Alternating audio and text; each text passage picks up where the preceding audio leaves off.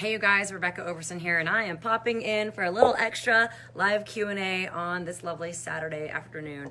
I don't have anything planned or scripted here. It's just that Cassandra had posted something about when people message you and say, oh, can I get more information?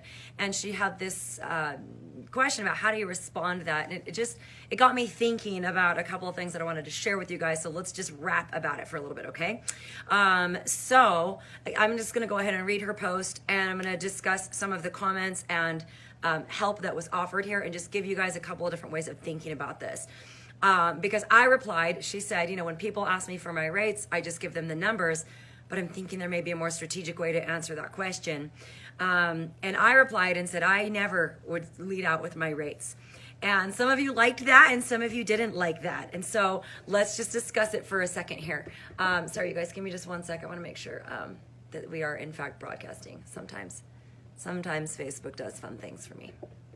Keeping it real, keeping it changed up, keeping me on my toes. Okay, looks like everything's good. So what do you do when, so in Cassandra's case, she had posted in a mom's Facebook group, some kind of advertisement or offer, and people were like, oh, replying and direct messaging her saying, what are your rates? What are your rates? All right.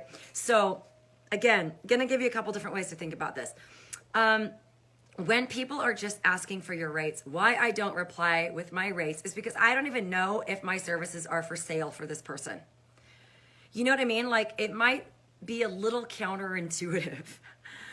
The world probably thinks that we as massage therapists would just love to have anybody on our table.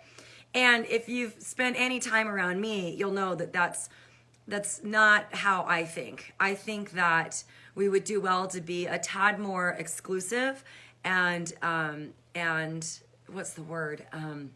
Selective about our clients. I'm a huge proponent of having a niche, and there's a marketing reason behind that. So if somebody just says, oh, hey, what do you charge? And you say $80 an hour, look, you don't even know if you want that person as a client. You don't even know if they have problems that you can solve. You don't even know if you guys would be a good fit. And I don't know about you, but I would never want to sell my services from people to people that I can't help, or that just aren't a good fit for me. So that's the number one reason why I never reply with rates. Number two is I want to know who I'm talking to. I want to know what's their reason for inquiring. This is a good practice because it also weeds out weirdos, and not that Cassandra would have been getting a bunch of weirdos here in like a mom's group.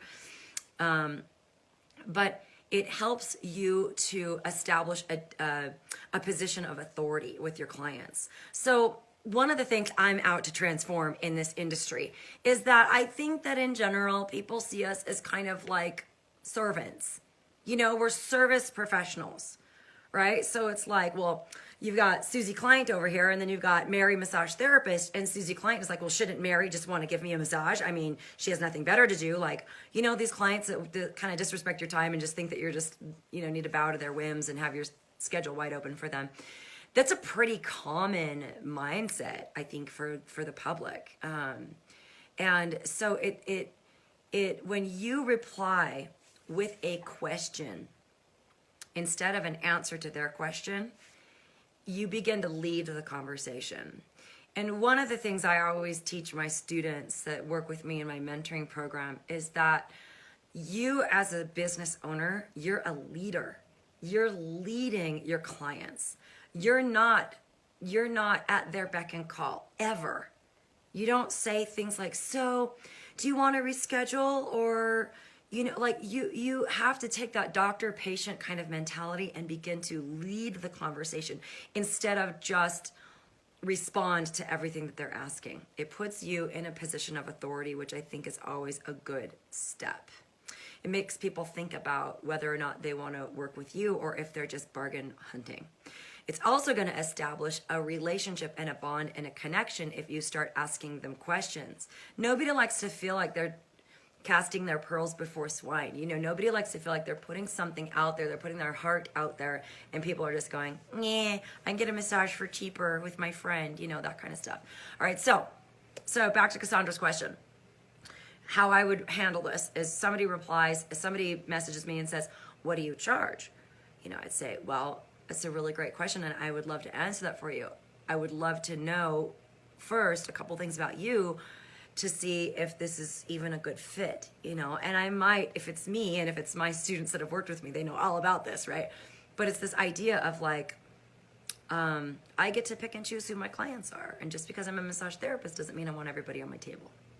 All right, so you're leading out with a question saying something like, well, I'd love to know more about your situation to determine if I can help you. So you might ask them some questions about, well, what's your, you know, are you getting regular massages? Do you have an injury? Like, tell me more about what's going on with you or your body or your pain that is the reason for your requesting a massage, okay? Another reason for doing that too, you guys, is like, if somebody is in like urgent pain, you might handle that inquiry a little bit differently than somebody who's looking to get a massage 6 weeks from now after they do their, you know, CrossFit competition or something. So you're gonna reply with some kind of question to get to know them so that you can make a connection with them and establish rapport and establish that leadership type of thing. All right. You always want to be confident before you make an offer for somebody to be one of your clients that they are a good fit for you and that they have problems that you can solve. Some of you said send the person to your website, and I got to be honest with you, that's a horrible strategy. Okay. Don't ever just send people off into cyberspace that are standing there wanting to have a conversation with you. Okay, you can do that later after you've established a connection with them, but don't say, all my rates and services are right here. Okay, that feels to the client like you're just handing them off to a robot. Okay, also you guys, think about this. If people are just bargain shopping, are those the clients that you want? If they're just like, oh, I'm gonna decide if your rate is too high. Look, if I asked you, you know, if I said I charge $500 an hour, then you guys would be like, that's crazy, you know. But if it's like, you know, $500 an hour and it's a guaranteed solution to a particular problem that you've become totally masterful at solving, and this person has already spent $10,000 a year trying to solve this problem, then $500 is a bargain. You see what I'm saying? It has to be in context. It has to be in the context of the results that you help people get and the problems that you solve and your own expertise. And if you don't have that, like you don't have a niche, you don't have a specialty, that's a whole other problem that we would need to solve first. That being said, I'm not a fan of not putting prices on your website. I think you should have your prices on your website, but I'm just saying don't send people that are asking for more information, don't just send them off with a link, you know, to your website. It's an opportunity to connect with them and really serve them. So Stephanie had a really great response. Way to go, Stephanie. It says, before I answer that, what are you hoping to get out of your massage? Are you seeking relaxation and stress management? Were you geared towards pain management, mobility issues? Like, that's a really great type of question to find out what it is that they're looking for. And then they'll figure out if it's a good fit and they want to connect with you, okay?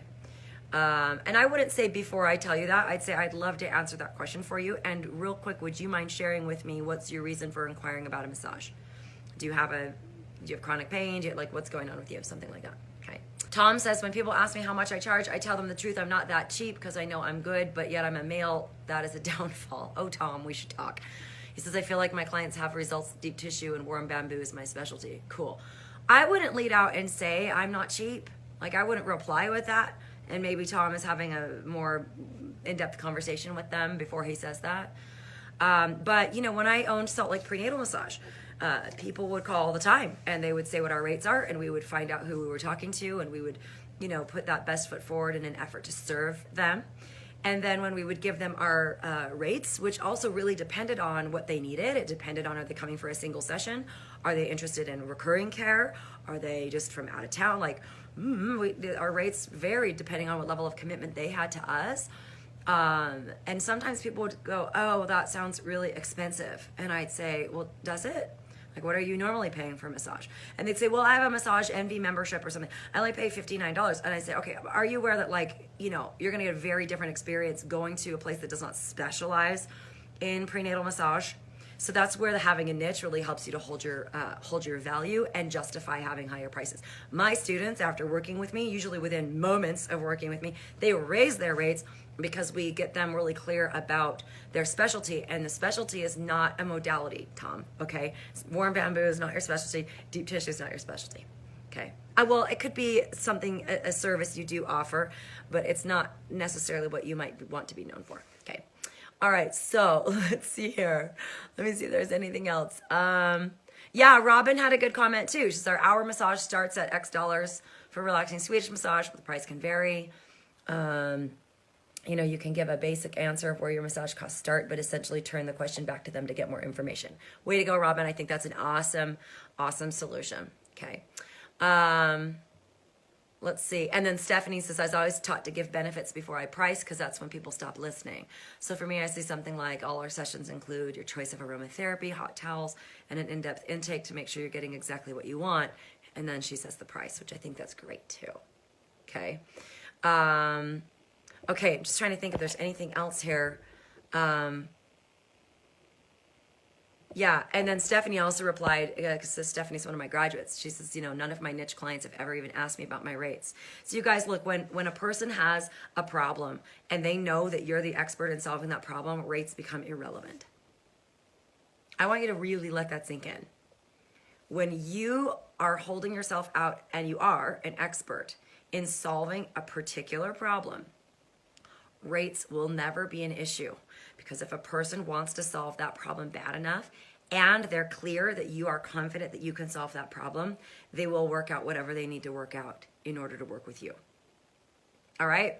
So there's a lot in that ball of wax that we could unravel, but I hope that at least helps. I promised I would go live and just talk about it. So if you guys have any questions or comments or yeah buts or what ifs, just post them in the comments below. Hope you guys are having an awesome weekend, and I will talk to you on Sunday for our live Q&A. Ciao.